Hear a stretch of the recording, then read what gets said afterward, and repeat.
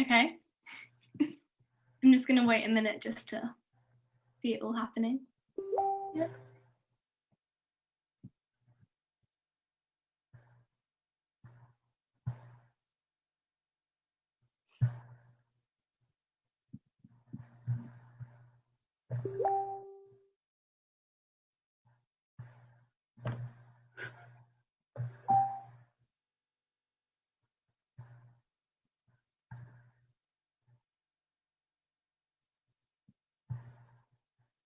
Okay. I'm just going to wait a minute.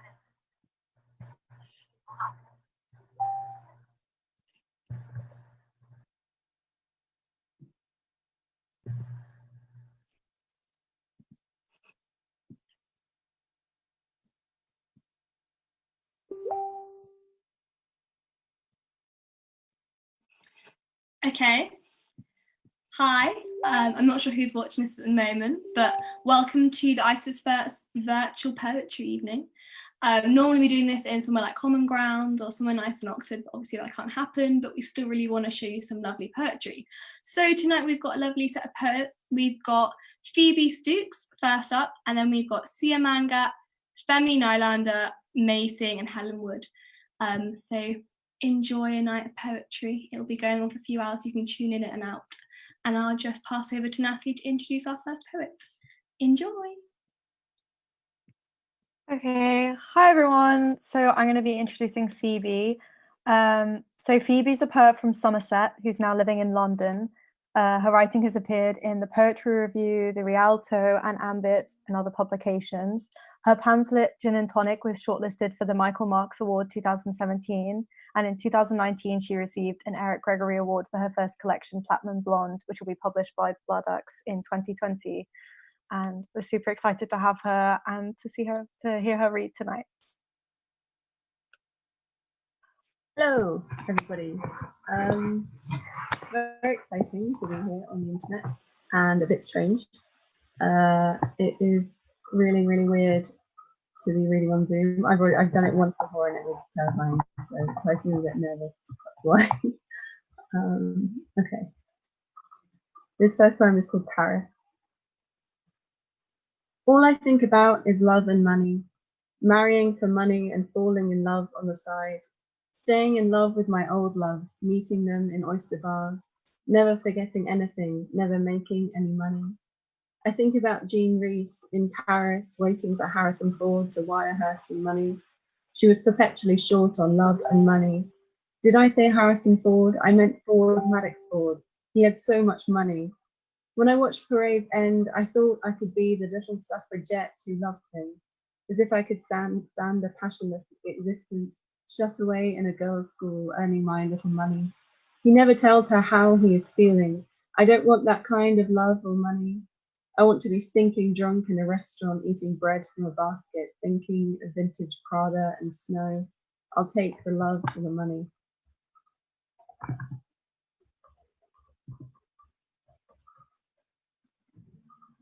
Dust bunny. The word tender makes me ill. I don't like to think of the texture of meat, of bruises shifting yellow when pressed. When I think of you now, I feel like a dust bunny or the broken lipstick mirror in the pocket of your rucksack. I give up professing love. I'm trying to turn the glitter cannon on myself for once, to hold my anger, that fistful of coins in my teeth. It's hard every day. What's extra strange about this is that everybody else on this call has muted their screen and audio. So to me, it's like I'm talking to myself. There's no one here to react. I've just downloaded my reading poem. It's kind of nice actually, although I could just say anything and until someone else comes on, then I wouldn't know any different. I won't. I'm just going to read poems. Boxes. I lie awake at night thinking of all the times I was told to stay quiet, all of the times I should have said nothing. Listen, I am only a mangy fox among the recycling bins, screeching to no one, chewing on my own tail. I know I'm supposed to be checking over my shoulder for something, but what? I keep expecting the yellow window light of other people's houses to burst open like a yoke and let me in. I keep waiting to be picked up and held until I stop shaking, but I'm difficult to touch. Even the stars are absenting themselves to the orange dark. I sit at home, I lick my wounds. I chose all of this, my job, this city. I pulled it close over and over with my grubby little hand.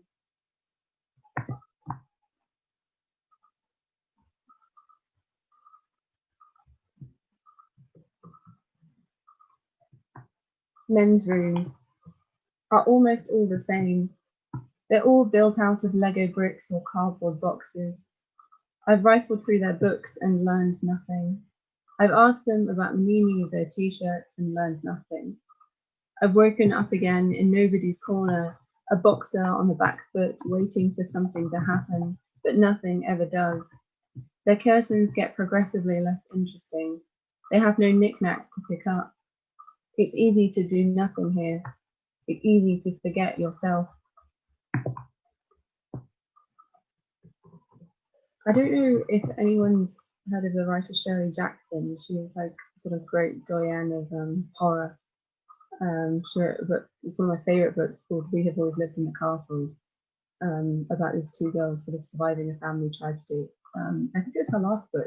Anyway, absolutely brilliant. Way scarier than American Psycho, if you've read that. Anyway, she was great. Had to sort of turbulent family life. So there's a film coming out about her soon. Elizabeth Moss is playing her. I really hope it's good because I'm a big Shirley Jackson fan. Anyway, I got sort of obsessed with her. I did some research and got sort of very annoyed on her behalf, and that's what this poem is about. It's called Shirley Jackson's Husband. Shirley Jackson's husband was a total shitbag, a 1950s cartoon of a shitbag. He smoked cigars, married a classmate of his daughter's less than a year after Shirley died. He refused to enter her study because her books weren't alphabetized. Her biographer said Shirley was overweight and addicted to benzos, and wouldn't you be too, married to a shitbag like that? Listen, I'm not immune to the charms of a shitbag myself. I have been messed around like most of the great women of the 20th century. I used to have a big crush on a writer. He ripped a chunk of my hair out, and when I asked him why, he said, I thought you liked that sort of thing. He said when we met, he thought I seemed self-reliant. I wanted to ask if his girlfriend seemed codependent, and that's why he loved her and didn't rip her hair out. Did she seem like she couldn't take it? What made him think I could? But it was Valentine's Day, and besides, I have spent my life lecturing shitbags, giving them a piece of my mind on street corners, absorbing other people's failures until I throw up.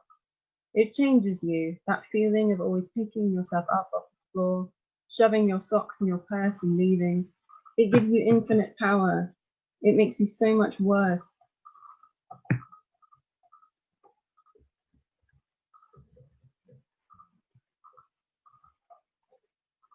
I wrote a poem called No Touching, as a commission actually. A group of us are writing poems for Ledbury Festival, sort of based on headlines.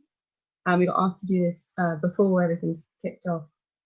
Then everything sort of started, and it early on was all about sort of like not touching each other. And I thought this was interesting, like how can we convey intimacy and like desire in like ways that like are nice but not like digital, I guess. Anyway, so I was thinking about that, and then I wrote this poem called No Touching. The epigraph is from a man called Nicky Milner, who's the director of medical education at Anglia Ruskin, and he said, science said shaking hands is disgusting. First, we bumped elbows 1 second too long. Our jumper fabrics made static, it stung. Then we touched shoes, leaning back on the left foot and knocking with the right. Then 6 feet apart, she waved to me and I waved back. I wrapped my arms around myself. She blushed. From her window, she made a shadow puppet of a bunny rabbit. In my window, I made a bat. We connected plastic cups with string that stretched for miles. She said hello, I said hello, she said hello, I said hello. I sewed dolls of the police who kept us apart and burnt them in a bonfire on top of the hill. From her hill, she hosed arcs of water. I made red flags the size of parachutes and waved them at her. She waved back in blue, then purple, then blue.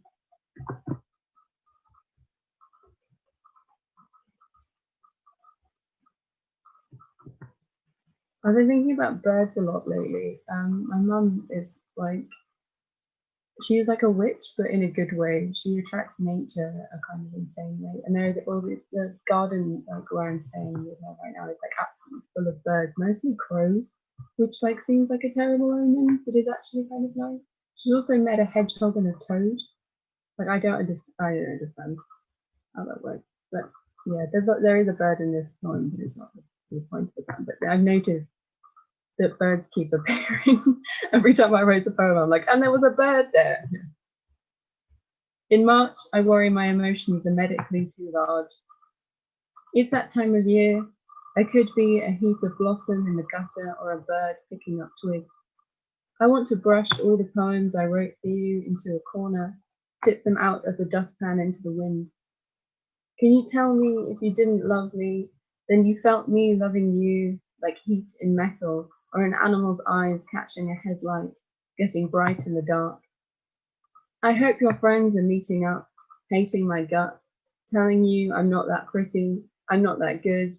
I could get drunk on adjectives showing you they're wrong, but you already know. The sun might come out. There's always that possibility. Something better might come along. I keep my little tablespoonful of hope in a miniature jam jar. I feed the flame incrementally.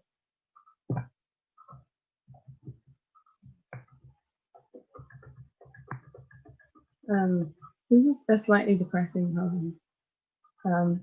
In February, for some reason, I wrote a ton of prose poems. I read the entirety of the Penguin book of the prose poem, which is probably why this happened. Which is a great anthology, by the way. It's really incredibly well curated if you're interested in the form. But yeah, I read that and then I wrote 7 prose poems, and they're all from that period, so they're all like, it was February. Yeah. Anyway, this one is called Money. I killed myself and woke up horizontal on my mother's couch. The Real Housewives of Beverly Hills was on TV. My dad walked in, said, "What the hell is this?" then walked out again. I had so many emails. I didn't answer any of them because I was dead. I never posted my suicide note to my best friend. It was on the back of a postcard of Keith expiring in Italy. His friend drew it from his bedside. No one shipped me off to Rome when everything went south. No one had the money. When I died, it was in broccoli, in the freezing room I shared with a rat. He ate the crumbs of biscuit and dodged the traps. Even after you die, your mum still has to pick you up. She said everything was okay, but it wasn't. I died. I crumpled myself up and stuffed myself in the trash. It was February and unbearable, just like it is now, like it could have been forever. February does end, but every year it's a surprise to me that does happen, but February is over and we can all move on with our lives. But this is another February poem. It's called The One Girl Gremlin. It was February. I posted the words, "I am a gremlin trapped inside the body of a hot girl, but also vice versa," on the internet. The guy I had been out with twice liked it. I wondered if he thought I was the hot girl or the gremlin. I changed my display picture to a picture of the one girl gremlin. She looked good, even better than I did. I didn't expect to see the guy I went out with twice ever again, except as part of some sort of terrible accident. That whole month, the wind rattled the windows of the shop I was working in. When I walked in the morning, it ruined my ponytail. I spent every spare minute looking at pictures of women's bodies on the internet, trying to figure out what I look like, trying to fit myself into the snowstorm of images. I posted the words, "Is this site a mirror or a well?" and deleted them. It's sort of a Twitter poem, I guess. As gross as that is to say out loud. I also think that's true about images of women's bodies, that like I found that because I like to look at like people's like style Instagrams, and I found that if I was only looking at pictures of women who were very, very thin, I was getting very anxious, sort of thinking like, oh, I can't possibly wear that. Whereas when I started looking following stylists who were more my size, suddenly I sort of felt better. It's a weird thing because I don't feel negatively about other women's sizes, it's just my own. So we're getting quite deep now. But that is the thing that I've noticed and that has helped me, is to like look for people wearing things that are stylish but who look like me as well. So I think that's not really advice or a comment, it's just something I'm saying. Okay. This poem is called Oh, Sometimes I Get a Good Feeling. Everything that happens to me feels extremely funny or especially brutal, usually both. For example, lately I have been heartbroken at work. I have been selling Valentine's cards to men who think love is a series of errands. They tell me so. In my head, I am serving them while bleeding profusely from an unspecified wound. I am passing them their change, wiping handfuls of blood on the receipts. Would you like a bag? I bled in that too. What wouldn't I give to be running errands for you instead? My horoscope says I'm trying to love a block of concrete. My Venus is in Cancer. The crab, my heart, the horrible sea creature, is gnawing on something already dead. It's hollowing it out. It's living in it. I haven't really been keeping track of time, which is a rookie mistake.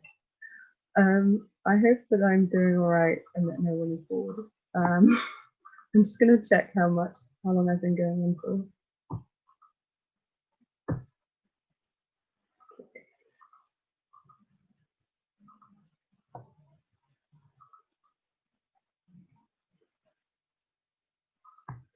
According to the timing, I have another 4 minutes. I'm going to read you a couple more poems. This is a poem about my hometown, which I'm missing very much, which I never thought I would. I was always desperate to get out of it. And then now I think of it in sort of a slightly nostalgic way, even though it's a weird place. It's called My Head in My Somerset, and if you've ever been there, I would love to hear your impression of it, because nobody really goes there on purpose, least of all. This is called Bad Girls Club. How could you really know yourself if you've never had that fake hair extension ripped from the back of your head in the car park of the big Tesco, sometime in spring of 2010? The scrap of synthetic lace in your thighs, already stained with blood, already too fat for your cut-offs, and a girl called Jessie, the most frightening and gorgeous being you had ever seen.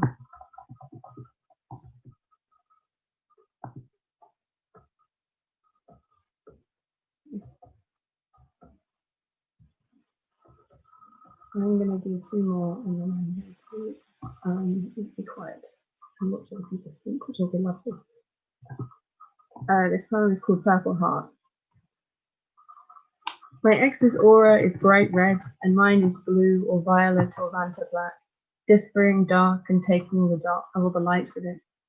I want to call her on the phone and listen to her describe things. Beaches in Oregon, a new girlfriend on roller skates, the weather. The only way to fall out of love is to write poems like this, as your heart leaks poisonously into your chest like hotel shampoo in a suitcase. Like you, I am wondering if I will always be like this.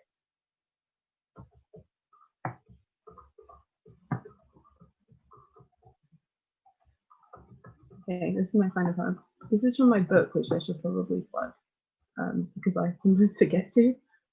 Which is ridiculous because it's like the best thing that's ever happened to me. It's called Platinum Blonde. It's with a publisher called Blood Axe Books, and because of the unprecedented times that we're living in, it's been postponed probably until September. But I quite like that because it's going to be a Virgo like me. I'm quite superstitious about that sort of thing. So. Right. This last time is called Confessional. Baby, you are not always as right as you think you are, but you know I must be very hard up to want love. In this economy of shop floors and polishing dinner knives, holding their excruciating heat in a dry cloth napkin in my chapped hands, in this climate of all my not inconsiderable emotions for no money, where all my blood couldn't buy me a yellow silk skirt, why would I ask the devil for love? Why am I trying to give away everything I have? Am I more religious than I thought? Should I go to Rome? Or worse, am I trying to disappear? Am I covering myself up with soil or shards of wallpaper? Why would I ask for love when I could curl up around a thick fur coat? When like a cat I will curl up and walk from just about anywhere. Why then would I ask you for love? Thank you so much for listening.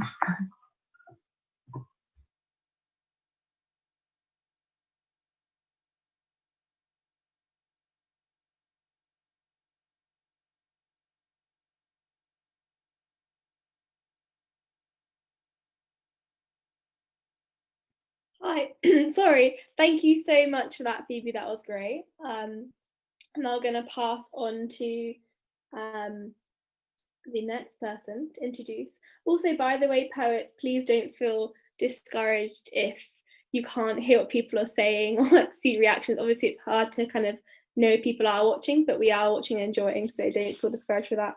I think I'm passing over to Mukahang to introduce the next poet. Hi, thank you so much, Phoebe, for your poems. So I'm just going to give a quick introduction to the next poet, who is insane. So Sia Mangat is 17 and lives in London. She's a winner of the 4 Young Poets 3 times, and she is a Barbican Young Poet. She has been fortunate enough to have read her poems in places including BBC Radio 4, 6 Music, and Cambridge University's Conference on Race in Poetry and Poetics.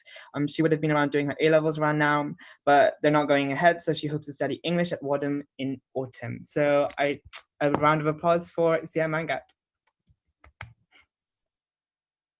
Wait, can you see me? Are we good? Right, no one said anything, so I'll assume we can. Thank you so much for having me, and thank you also to Mukahang for being really nice about me. I made him say that. I wanted to start with a pair of poems about kind of like hair removal, because in quarantine time that's not something I've been engaging with at all. My eyebrow lady WhatsApped me yesterday out of nowhere, just said hello and nothing more, which was very threatening. So because of her, and so that I actually replied to her eventually, I'll read you a poem that's kind of about her. My eyebrow lady is always pulling tricks. One day she pulled a spool of white thread, a pair of tweezers, and a pot of wax out from behind my left ear. I think I was most impressed by the thread. She smiled when I told her this. Her lips went red, her cheeks pink. I could hear her acrylics clink against the sink. She remembers when my eyebrows were thick enough to meet in the middle, and for girls in my year 4 class to giggle and ask, what you eat to get them so thick? Now, when aunties come in hers to complain about the sparseness that comes with age, she smiles at me through the white thread tucked between her teeth. Whenever I walk past her in the shopping centre, she always remarks at the row of new hairs between my eyebrows and my upper lip. I'm not supposed to pluck my eyebrows between our meetings. I do. She doesn't know this. Sometimes we begin our long-running tradition of contrition under the supervision of the swollen eyes on the wall that confess to having fallen victim to skipping the pre-tinting dye test. She'll carefully dip her wand in wax, telling me to relax and slowly scrutinise the gap she's failed to pluck out. Last week, she caught me refusing to get my upper lip done too. I asked her, how do you manage to get every single thick black hair out in one slick go? But she replied with, a beautician never reveals their secrets, as she smeared the wax over my mouth. When men go bald, it all drops off at once like a sheet of rain. When I was 6, I was convinced that under every turban at temple there was a basket of thick black braids writhing like snakes. At first I assumed that every Sikh man spent his mornings wooing the serpent's nest with like a carrot or a slice of white thread until they'd agree to calm down. Then he'd reach into his cupboard to pull out a long line of fabric for hours and hours with one hand and oil his beard with the other until he stood glistening next to a thick roll of fabric in the mirror. Then he'd weave it around his head, checking angles with the protractor, humming along to the radio as he adjusted each pleat. Maybe I am wrong in continuing to believe that all Sardars wake up at the crack of dawn like this, but how on earth would I know? I mean, my dad shaved his head last summer and he's out of bed barely 20 minutes before he leaves. Maybe he's got his own snakes still writhing under there. Maybe he still has to slap them back in place. Maybe they crawl out from time to time to singe his eyes. Maybe they still hiss at his mistakes. As Mukahang very kindly mentioned, I'm currently on the Barbican Young Poets scheme at the Barbican Centre. If you're eligible, do apply. And it's really fun because not only do you get to do like lots of poetry writing every other Wednesday, but you also get access to all these different things at the Barbican Centre. Take a shot every time I say Barbican. And we got tickets to see this like free exhibition, which is called Into the Nightclubs and Cabaret, where they basically like reconstructed all these like nightclubs from history. And it was really cool, like in theory, but as a concept, just going into this empty art gallery at like 8 p.m. on a Wednesday to see these like reconstructions of clubs where there's no music, there's no people, there's no drink. It was really, really weird. My poem isn't about one of the clubs, but it's about one of the little prints they had like on the top floor. This is it, visual learning. Because I saw this and I was like, that looks like an egg. I want to write a poem about it, so I did. And also it's one of those ones where it's 2 columns, but you can read it across as well. So I'll do one and then. We all remember the story of the man who asked for our world to be cleaved in half, like an egg sliced open, clean cut.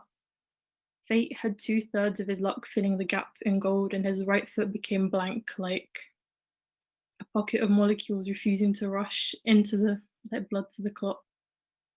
In this new world surrounded, we all remember in straight lines now, like the swimming pool with edges in which the water is still contained within our eyes. But he told us we still grip the sides at our kneecaps or our navels or some solid form anyway. We all remember the story of the man who asked for our world to be cleaved in half.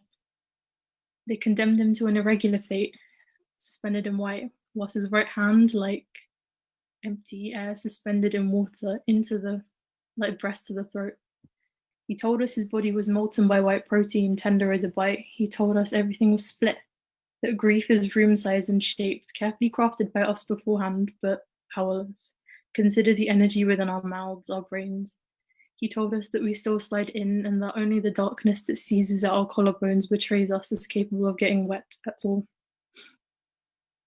We all remember the story of the man who asked for our world to be cleaved in half, like an egg sliced open, clean cut. They condemned him to an irregular fate, had 2/3 of his body suspended in white, luck filling the gap in gold, whilst his right hand and his right foot became blank, like empty, like a pocket of air suspended in water, molecules refusing to rush into the like breast to the throat, into the like blood to the clot. He told us his body was molten in this new world, surrounded by white protein, tender as a bite. We all remember he told us everything was split in straight lines now, that grief is room-sized and shaped like the swimming pool with edges, carefully crafted by us beforehand, in which the water is still but powerless. Consider the energy contained within our eyes, within our mouths, our brains. But he told us that we still slide in and that we still grip the sides, that only the darkness that seizes at our kneecaps or our navels or at our collarbones betrays us some solid form anyway, is capable of getting wet at all. And I think to kind of not finish, there's this poem by Wayne Holloway Smith called Some Waynes, where he basically writes like a fat list of stupid puns about his name, and I really liked it, and I wanted to not copy it, but write something after it. His is more exciting than mine. Like one of my favorite ones is Wanye West or like Preta Wanger. Google it if you have time. Some Waynes. It's called Inventory of Aunties. Aging auntie with milky eyes that can barely make out the lights in the Gurdwara hall. Auntie with laugh that peels down Southall Broadway like cheap rhinestones off a suit. New auntie so richly perfumed with incense that her nieces shrink in horror. Auntie with bangles thick enough to bite grooves into chopping boards. Aunties chopping onions. 20, 30 grey-haired aunties who swap salwars in the colours of parakeets and perch at the back of the Langar Hall, watching. 20 more with swollen arteries and beige bra straps who always have laser hair removal leaflets in their purses for some reason. Aunties chopping garlic. Auntie whose fingers begin with gold bands folded into flesh and end with tips rooted in her daughter's old scalps. Auntie always on the verge of clamoring to name the newest baby. Auntie licking wholly off her hands. All of these aunties have stopped what they're doing. All of these aunties are pointing out the width of my hips and wagging their fingers. All of these aunties are turning to their WhatsApp group chats or folding their coarse opinions into the midst of their samosas among the peas. Aunties all frying and bringing them to the table, plump, steaming, savoury. Because quarantine not just for me, I think for other people too, has been sort of big yearning over FaceTime season. I wanted to finish with 3 love poems. I think I won't introduce them when I start, I'll sort of just go. Yeah, thank you so much for having me. Elephant Song. Do you think red is my colour? I asked with softest teeth. What? She watches the mattress, how it languidly sinks beneath my thighs. It's just that's the whole Indian wedding motif, always red. She wipes away dark chunks of kajal, small streaks of black smeared down beneath her eyes, across her thick grey cheeks. After each cousin's reception, we're here for our debrief, a herd of 2 yawning, dunking rusks in our tea. The earrings we bought her for the reception are curved reeds of gold and pearls, so heavy she pinned chains underneath her hair to support them. I joked her ears will sag to her feet by the time she's 30, and she chuckles, throaty and deep. See, she is gentle and grey, far softer than she first seems. On other nights, she would let me whisper secrets and dreams so big that only her ears would understand how to keep them. Now, I don't want to burden her from the jeweled glee of being decked up like this, the gold, her skin glistening like ghee. How am I supposed to tell her now it's getting 1 to 3 that her red's the colour I dream of after our nights like these? All of these things are true and also not true. Prayer warbles all day beneath our birdcage because one of the budgies is always pretending to be a landline.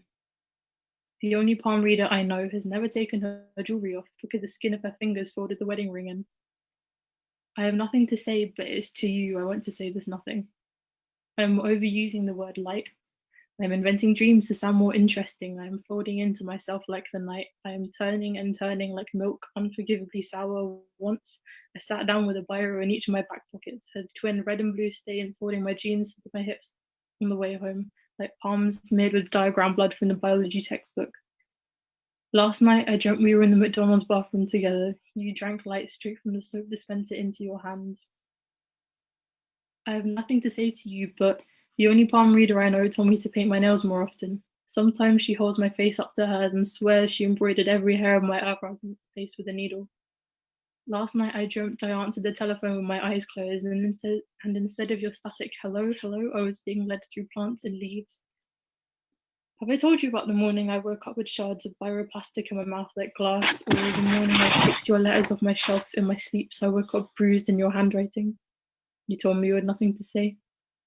Once I tried to invent the colour of snow in our bedroom. The only palm reader I know once slapped me across the face.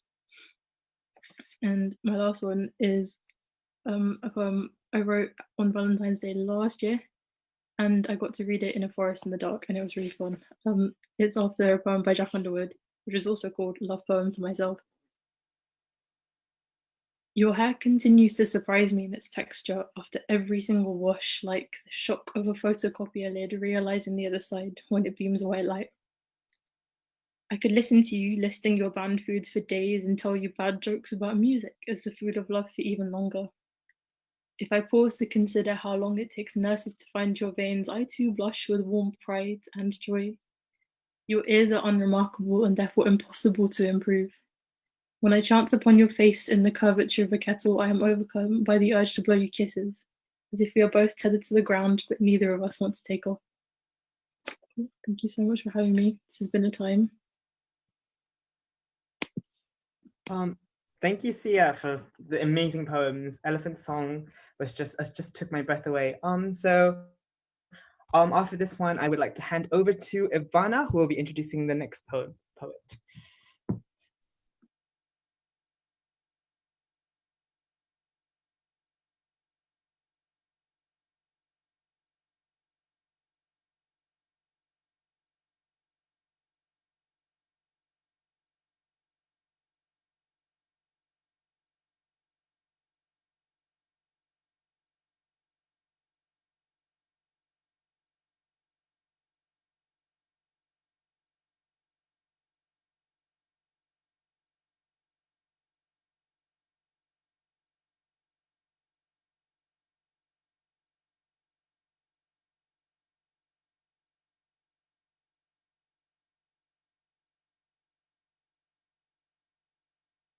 Just to kind of interrupt there, because we got a little bit ahead of schedule, we'll be hosting Femi at 8:25. So until then, get yourself a cup of tea, go to the toilet, and we'll be back with you in a minute.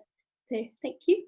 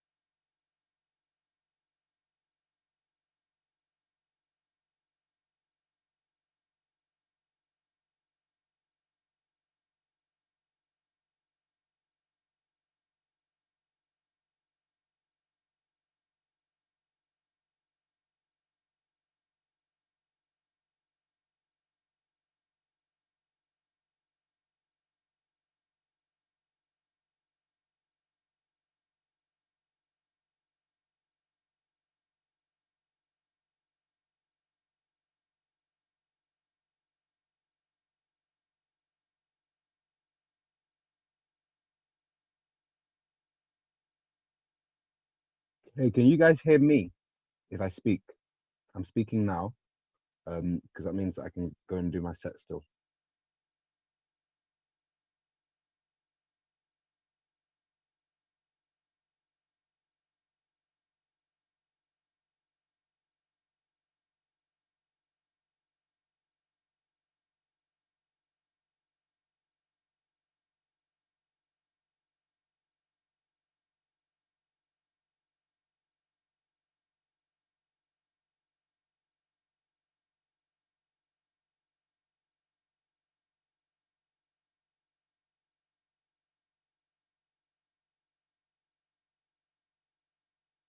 Hello, hello, hello, hello, hello, hello. Testing.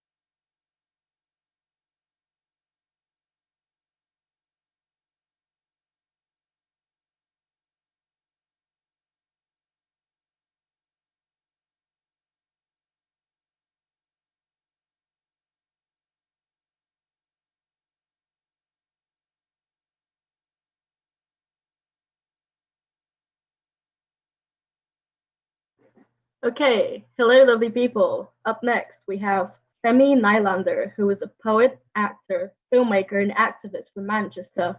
He's currently working with the BBC on a film about French colonial history.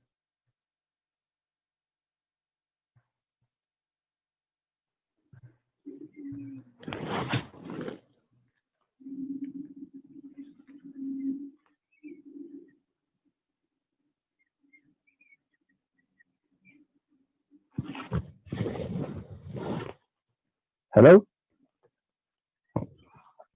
Hello, we can hear you. Cool. Should I start? Yes, absolutely. Cool. Let me turn the light on so you can see me better.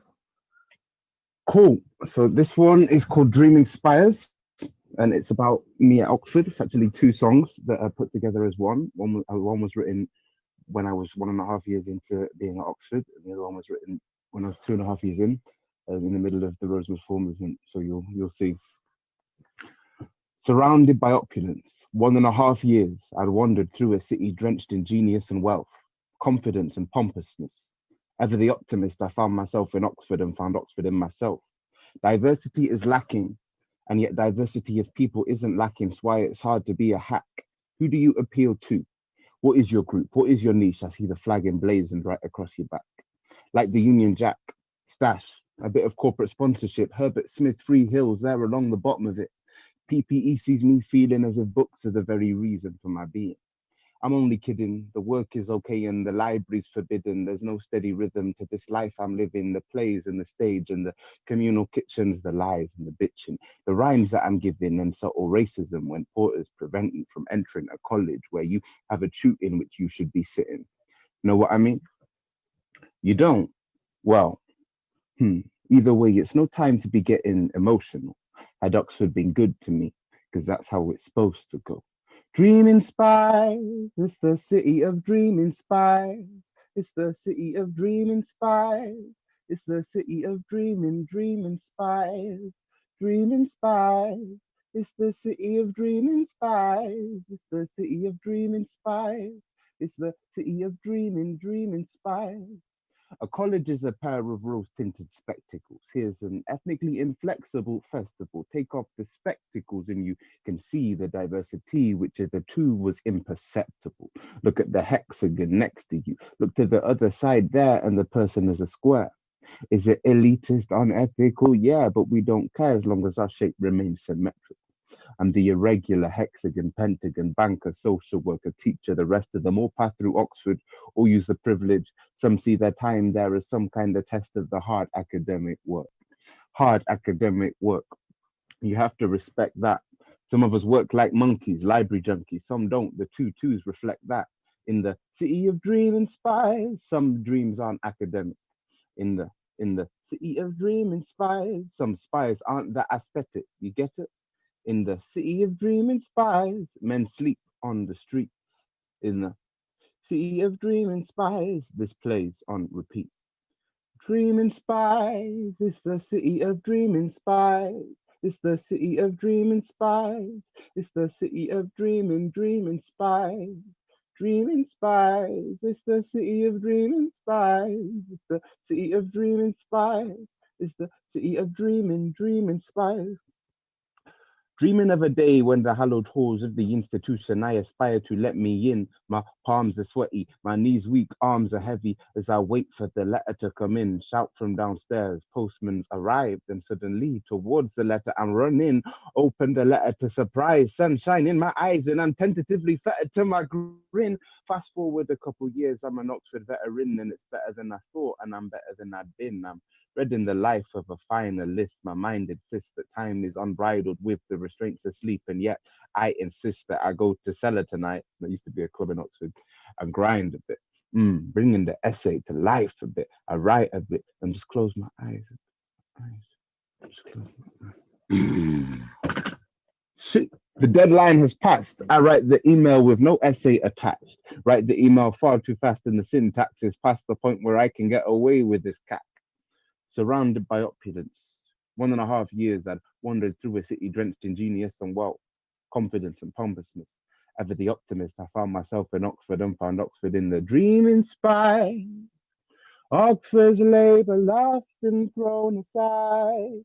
I feel it in my bones, I feel it in my mind, falling through the hours of the day into the sleepless nights. The city is a stage. Ambition and genius flank my sight. Buildings intoxicate. The centuries gone by. Centuries to come are yet to die. The stone will one day fall.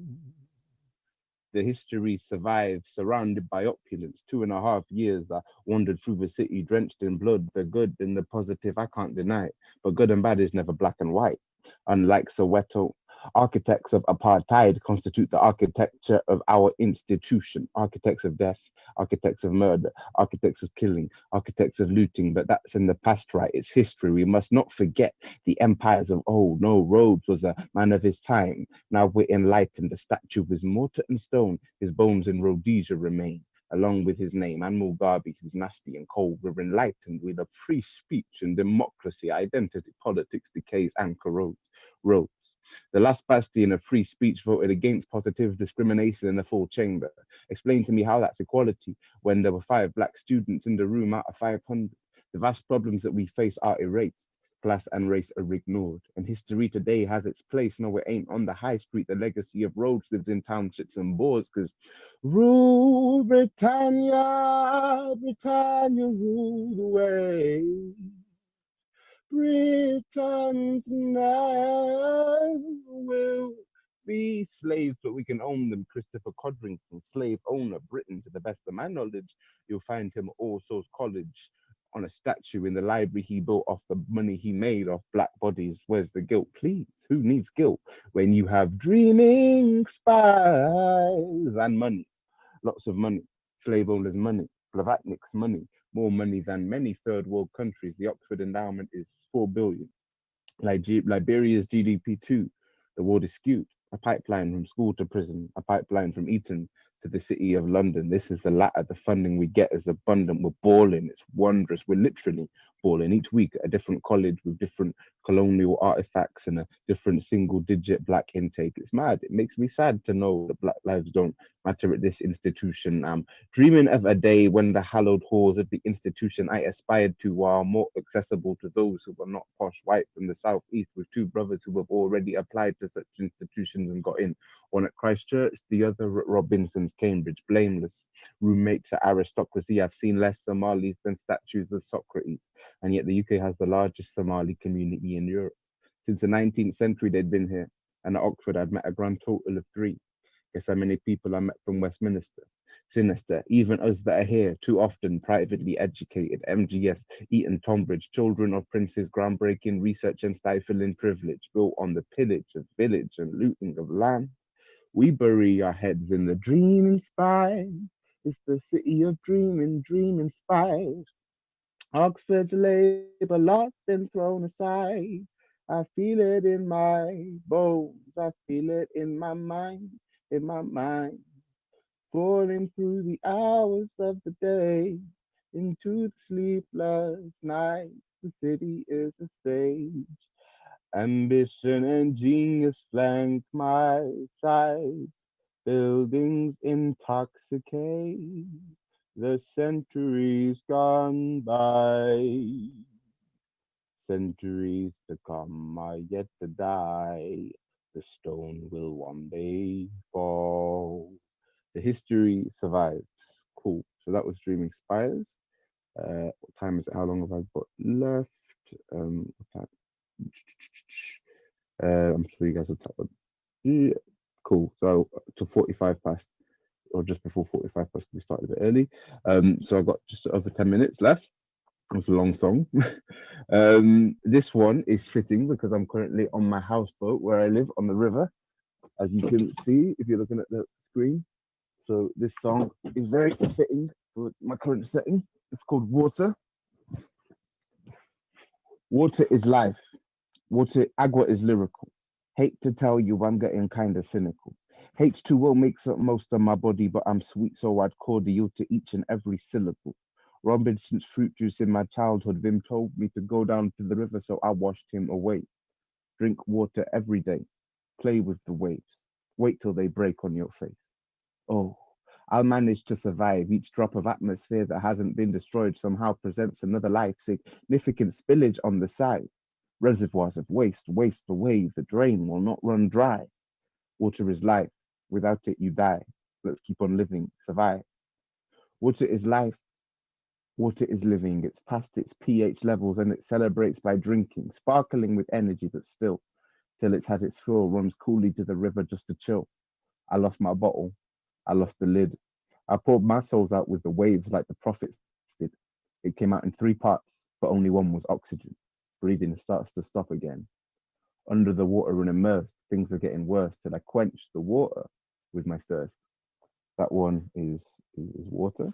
And there's a version with my band actually, which is called Garden. If you find us on Spotify, we're called Pangolin.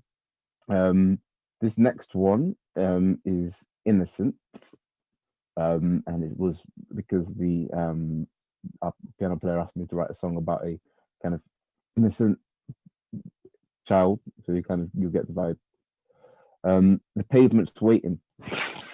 The blades of grass peek through the cracks as the feet patter, the pace is gaining. The little legs spring. The innocence of a child, never defiled, the eyes watch, the head spring, bounce, and cogs rotate. Sing, shout, don't stop and don't play the slow game. And each second he grows patient, though each hour involves waiting for the day when the innocence will fade and he will be a big boy who knows a little more about the world. But for now, he can wait until he grows a little more, until he shows a little more maturity, easing the evening away in the innocence of youth. An innocence some will never lose. Naivety or truth. Naivety or truth. He wonders as the world as it moves, yet he stayed static. He stayed static all that time, lost amongst the rhymes, searching for the rhythm in the grind, the bristle of the vines as the vines as they rub against the mind, the gristle and the brittle and the grittle and the grind. Contemplating the nature of nature, conversations with fauna and flora, young explorer, never looks back like Lot's wife, Sodom and Gomorrah. Lots of time on his hands, or so he thinks as he drinks from the cup of youth which overflows regardless.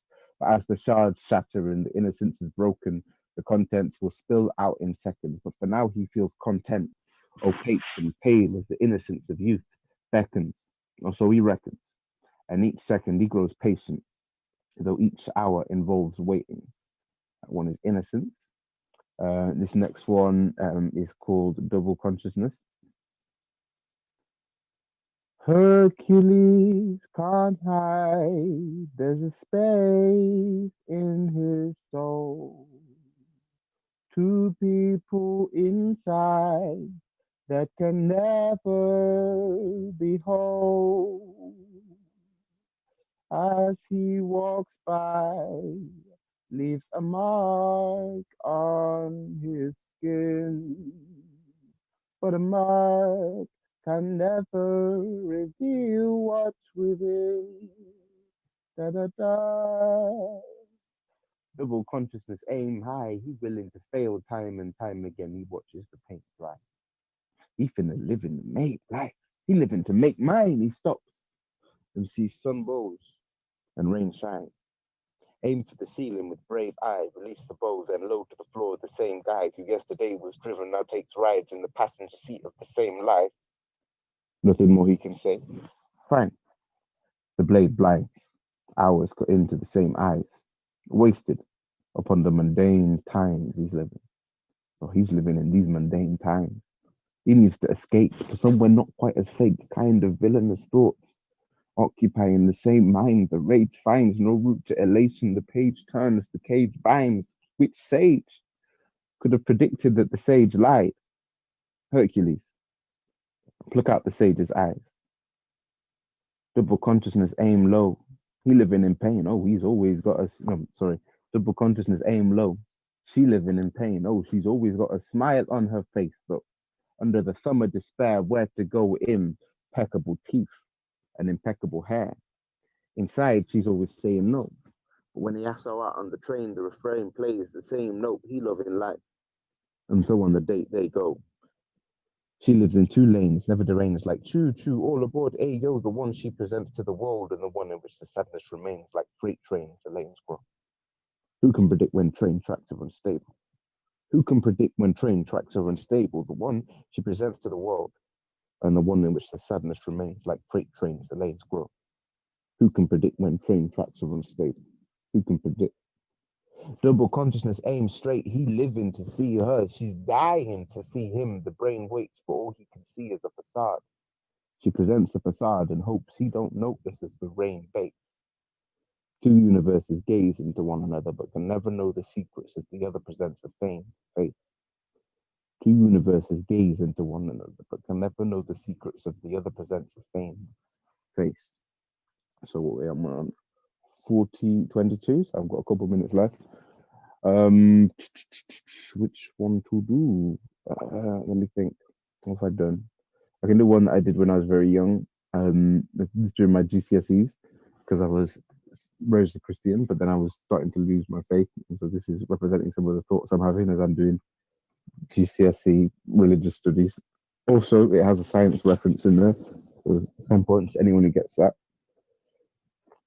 How can I simply be connections with sections and retrospection? It's me who feels love, pity, hatred, and affection. I'm a person, an entity, a being with a spirit. Do I externally view my life or look out from within it? Does that give me control to control what I do? Is my destiny mine, and can I make sure that is true? But I digress. Honestly, moving off topic, speedy like Sonic. But I'm not here for gold coins. Greedy and on it is not the way to fold joints. But do you know what that means? Do you want to roll joints? I digest all of those who are weaker and let the whole world know who I am through the speakers. You dig? The prison of physicalism. Are we just logical fractions, mathematics, acids, gases, and atoms? Without a purpose, this earth is just worthless. The soulless goal of hedonistic profit and surplus. Am I simply an outer shell like neon or argon, only a body, a part of the cycle of carbon, impermanent to the insignificant masses, waiting till my consciousness travels back to the gases? Now, can I believe that I don't have a spirit, something that controls my body yet resides within it? Life it gives it, unparalleled, a timeless limit. It gives my life the truth, the meaning, and the kindness in it. What is my purpose? What do I move towards in life? Do I move towards an entity? Do I move towards a light? Am I right in my actions? Am I wrong in my vision? Am I neutral in the way that I am living? Should I be giving while lyrically hitting miracles, clinically killing clinicals, clinically stitching the stitches until it's critical condition? After you listen to my spitting, do I blow your eardrums with clear puns that steer on? Looking for inspiration, put a pen to paper, create ingenious lyrics and make the haters eliminated, waiting for Satan to take them, trembling and shaken, forsaken by those whose support was once amazing, blatant. So that was written about 10 years ago, probably. And then, which one should I do last? Because I've got probably time for one more.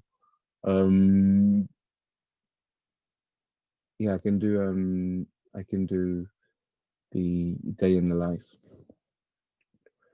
A day in the life. A day in the life of another person, another time. I was many moons ago, another person, another rhyme. Brother and I in the same house every day singing family. Had to be up at 6:30 to take the train to school. I would happily put on my uniform in bed 2 minutes before the shout. I'm putting on my tie. Let me put on your shoes. We're heading out. Get to the train station. No seats. Brain's pacing. Get off the train and the rain's waiting. Get to the bus stop. Headphone cords plug. Block out the noise from the boys at the back. Blood. Feet hit the pavement. Make way to the pearly gates and the knowledge contained in. Knowledge and ignorance too. Just a day in the life. Another life. I was on my way to school. A day in the life of another day in the life of another person, another time I find I worked through the night and I didn't sleep. The morning sun rises, but my eyes haven't forgiven me. They slump. I catch them in their descent. All the time I spent, I repent from the sin asleep. My head it bends. A day in the knife, but I work through the night, so I find no respite from the cousin of death. Head on the side of my head, and I might get some looks in the live with my gruffly breath. But to sleep I succumb and I slump to my chest. Crumple my eyes and enjoy my relent, and my dream is familiar, conceal and rogue as I walk down to school down a much beaten road. Day in the life that once was my own. Day in the life, day in the life, day in the life of another day in the life of another person, another time, and another place. Faces I have erased, the recognition flickers, and somehow the memories trigger the way we walk down the street and we reminisce. We remember things about the other that we had forgotten. It's true. Sometimes ignorance is bliss, and we ignore the days that we would rather did not exist. But they remain as memories in another brain in the fold, and a memory can never fade. Did I really? No, I would never. Oh, wow, you took a photo. I'm gonna have to go now. A day in the life of another day in the life of another person, another time. And I look back through us arrive, a day in the life, another life, when I had another mind. And I think that's 20 minutes. So I'll mute myself again, and you guys can introduce the next act. Thank you.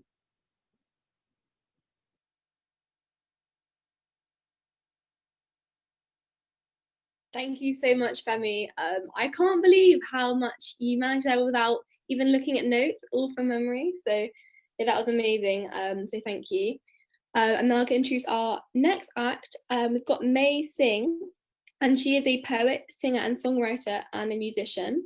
Her poem, What Do We Have, was featured in Words By, a charity-funded book under the organisation of UNICEF Next Generation London. The majority of her poems explore societal issues. May Singh's focus is to adjust perceptions by concentrating on alternative views and how they can lead to change. So thank you, and I think hopefully she should be on the call, ready to start when you're ready. Oh.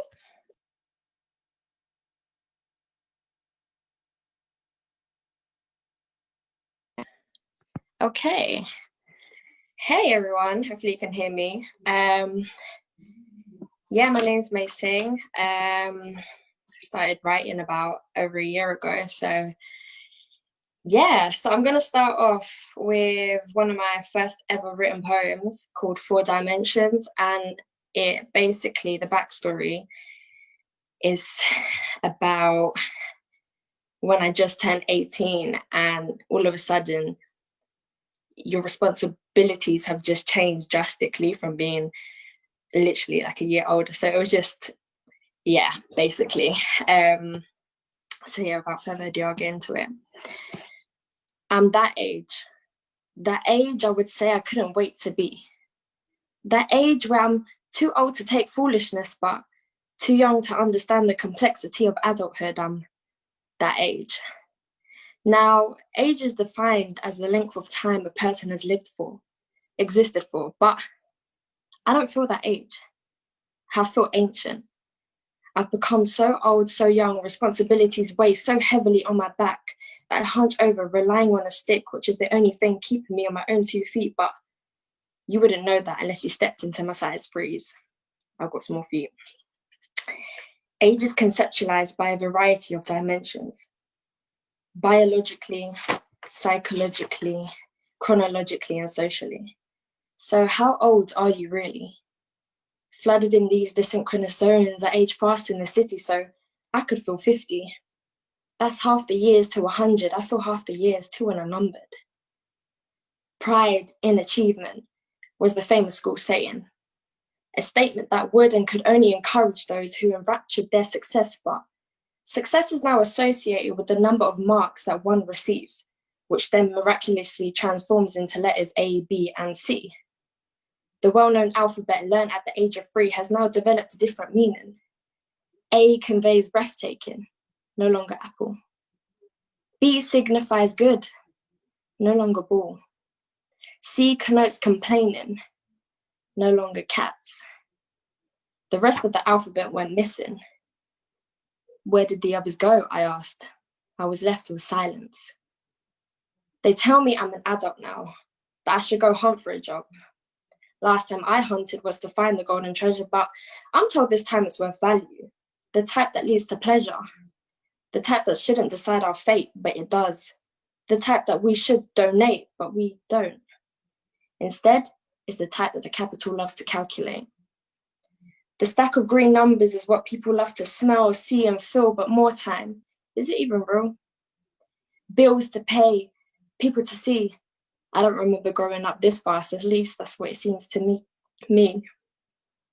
I remind myself that I'm just that age where you can see the signs as a key to survival, but also an attempt to suicidal.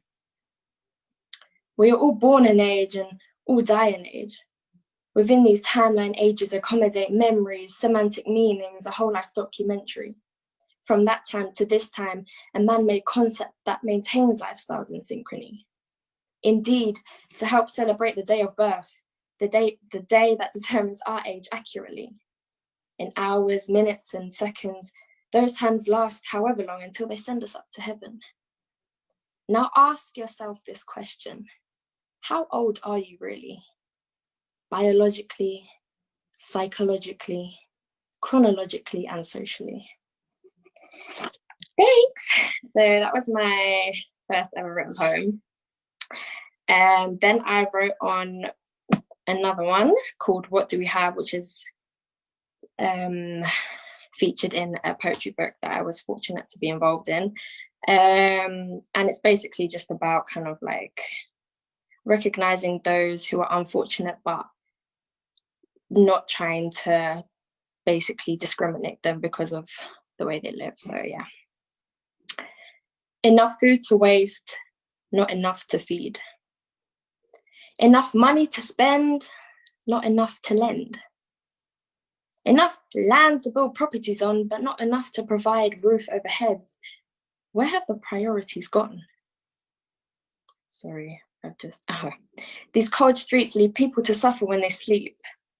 A time where rest is key, but when can rest really start?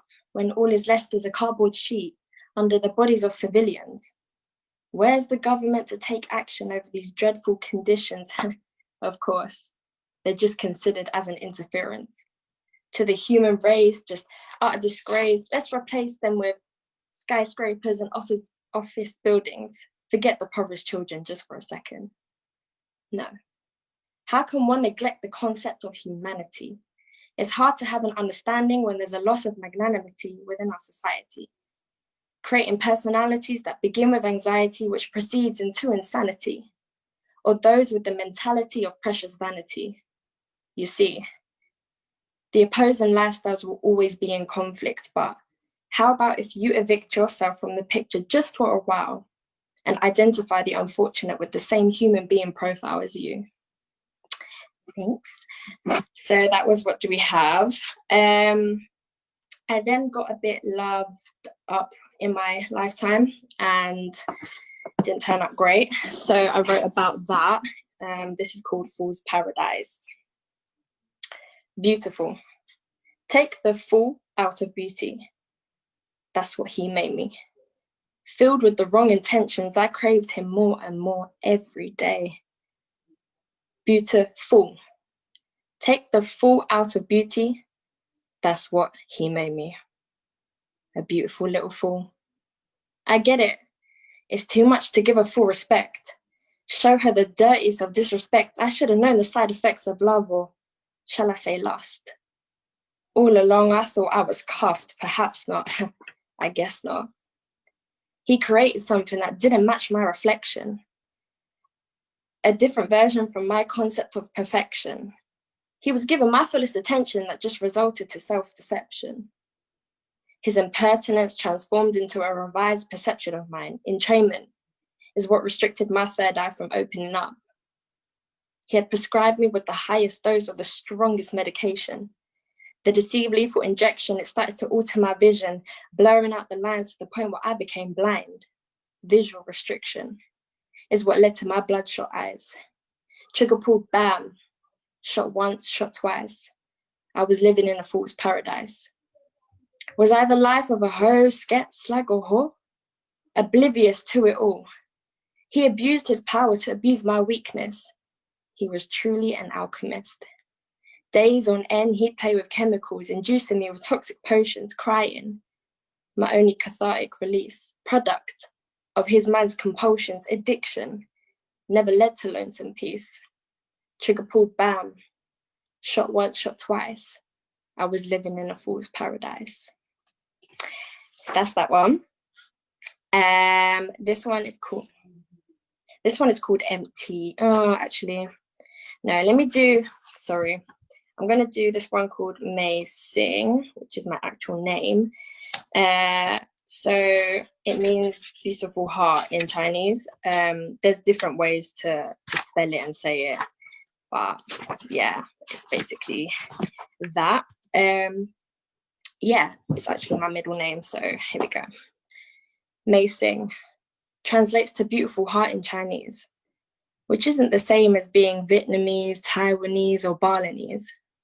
Our countries all differ, to the spices we use to flavor our exquisite cuisine, to the language we speak. So when you see an Oriental person in a magazine, think before you label them as Chinese. During school days, I used to run far away from my nationality, mirroring other people's individuality, but forever refused to claim mine. I was either Jackie Chan or Jackie Chan. I mixed Scandinavian too, but that was ignored. So Chinese, Chink, or Jackie Chan it was. How could I be so ignorant towards my own race? I could hold chopsticks with no trouble while I assist the English boy next to me who struggles, yet I still let him call me names. Chink, a derogatory word towards those of Asian culture. A derogatory word that derived from an era where Southeast Asian slaves worked for the white American man to build railway trains. A derogatory word that is overseen and has been glamorized, associating our special unique features as chink features, especially those slit eyes. How do you see? People ask. I blush and mask this inner anger. I want to decanter this frustration, but I resist and pull myself together because I know not to entertain such reckless behavior. I resist because I wonder, is it my responsibility to teach such thing or let men teach themselves? That's that one. I've got one called relationships, which is basically, I had a relationship, but it was basically a virtual relationship. So we actually met, but it was just because he lived in Glasgow and went to uni up there. We had to maintain our relationship via phone, so it wasn't really the best, but yeah. Relationships.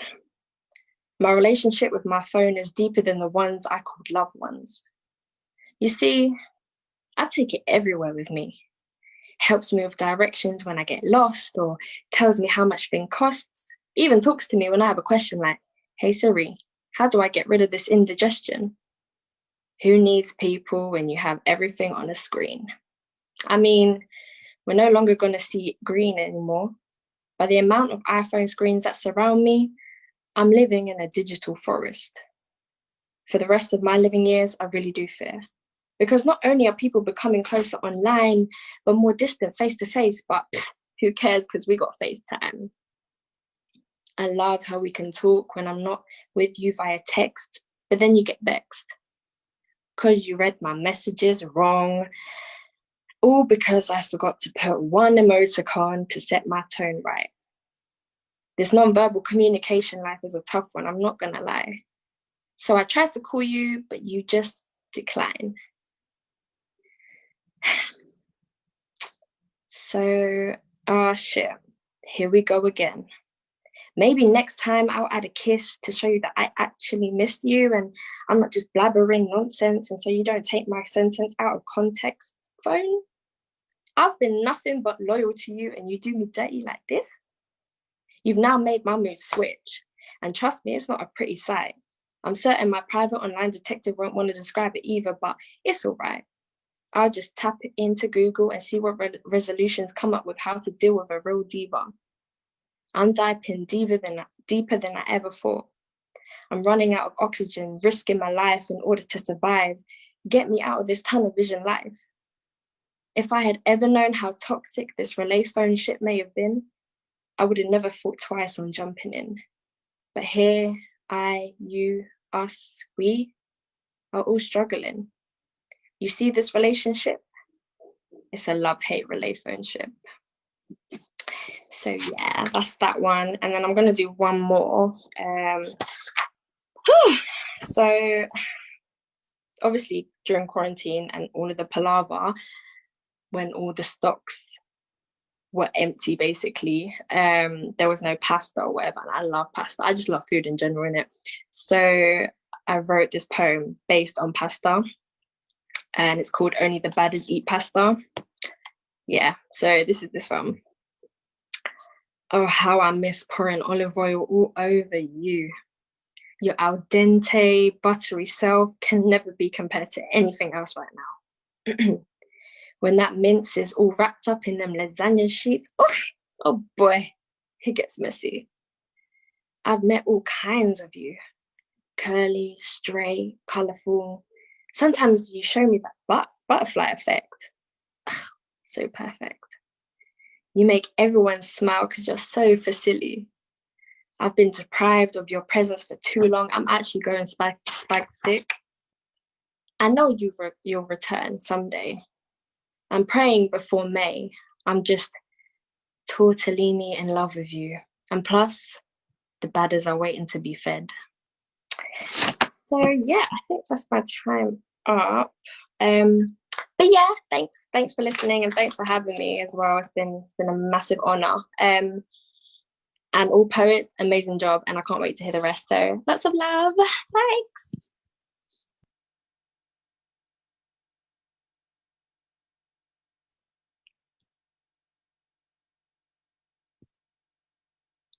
Thank you, May Sing.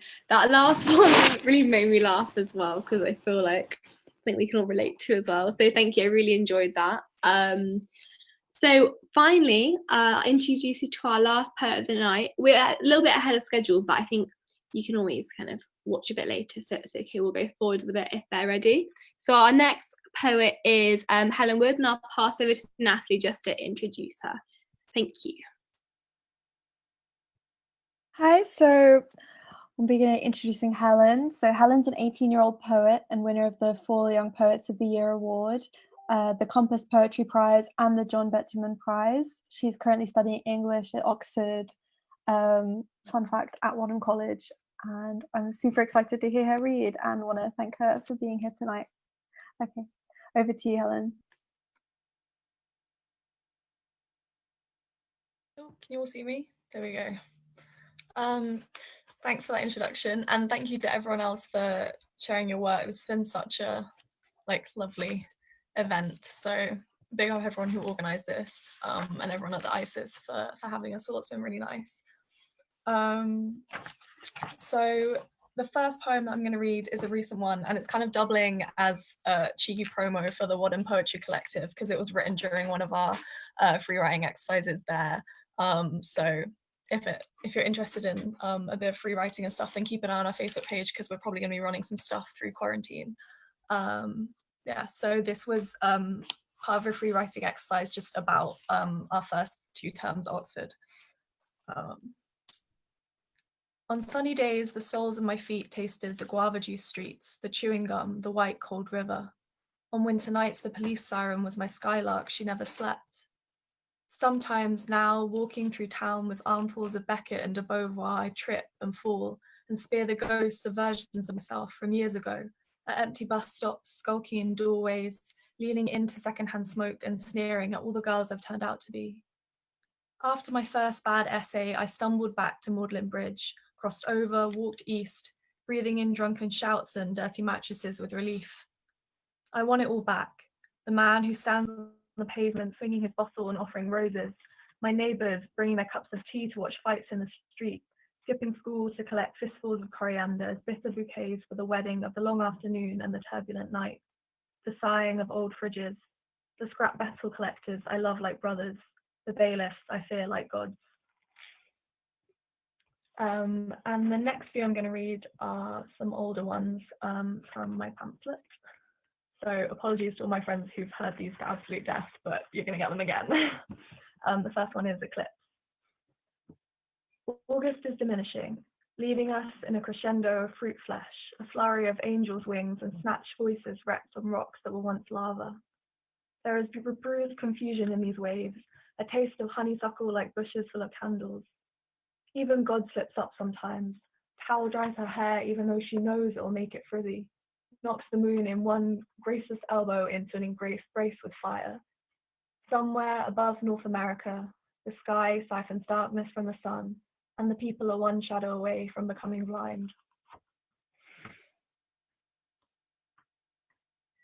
And this next one is called Adore.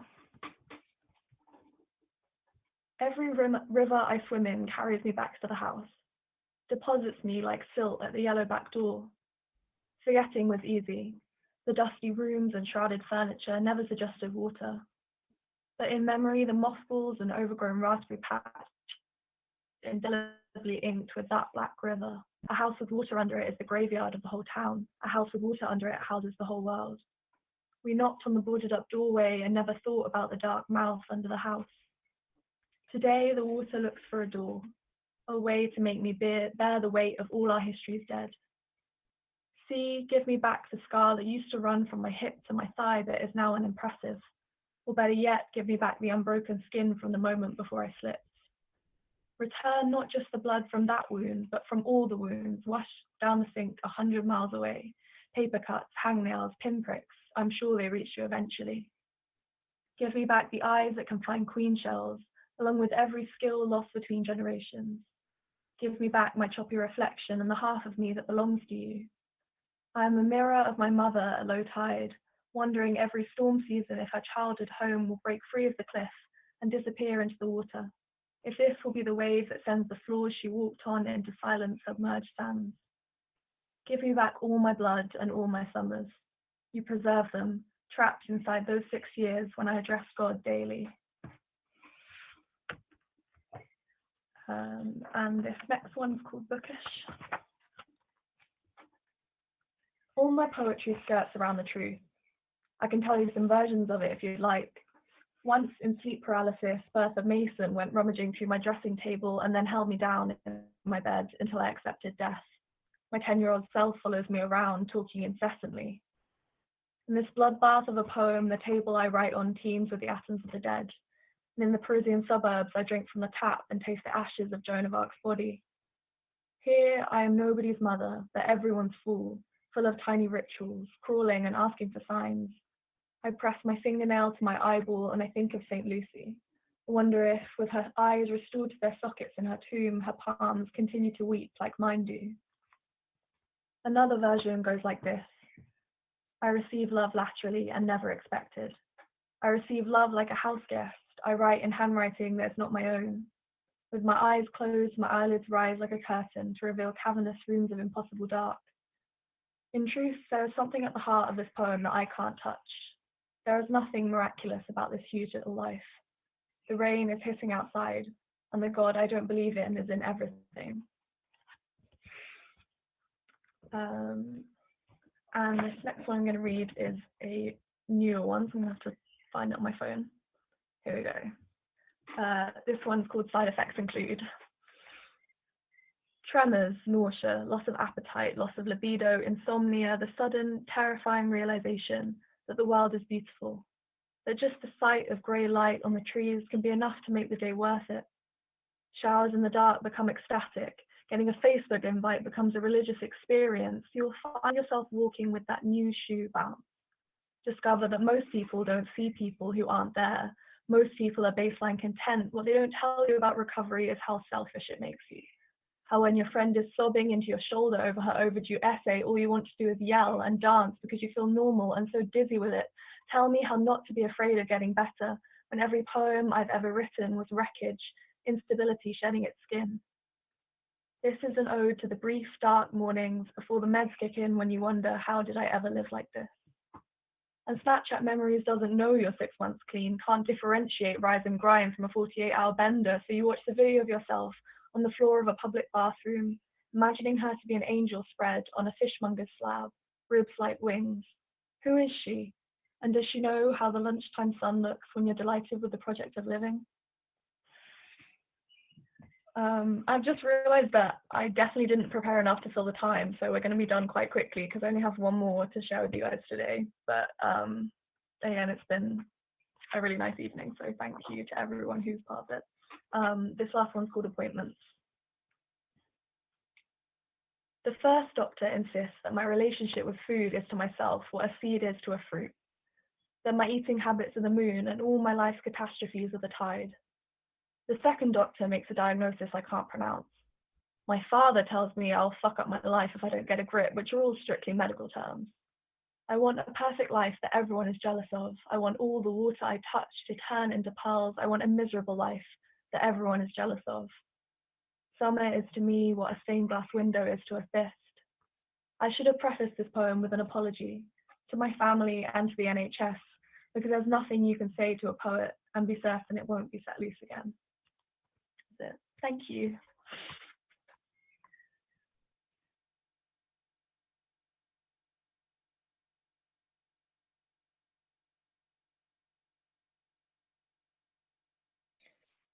Thank you so much, Helen. Those were gorgeous, beautiful poems. Okay, so thank you, Helen, like you just said. Also, thank you to everyone for this entire evening. I've really enjoyed even though I've been at home watching everyone, really enjoyed just listening to everyone's poetry and the different things people have brought up. So thank you. Although we normally do it each term in Common Ground or whatever, I think virtual poetry nights can carry on throughout this time. Sorry, I was also reading something but I freestyled. So let me see. Yeah, basically Ivana wrote me something nice to say, but I just had to say something myself anyway, so I'm just gushing. But yeah, please check out all the poetry you heard tonight as well. We've listed them on our Facebook page. I think I'll be doing the same now. So this was our first like virtual event, but we've got more coming up this term as well. I think in a couple of weeks we've got one to do with decolonisation, and we're collaborating with Uncomfortable Oxford, so definitely check that one out, and just stay tuned to our Facebook. So enjoy the rest of your evening. Thank you once again to everyone, and also everyone in ISIS for organising it. I really enjoyed it. Thank you. I'm going to end this now, so bye bye.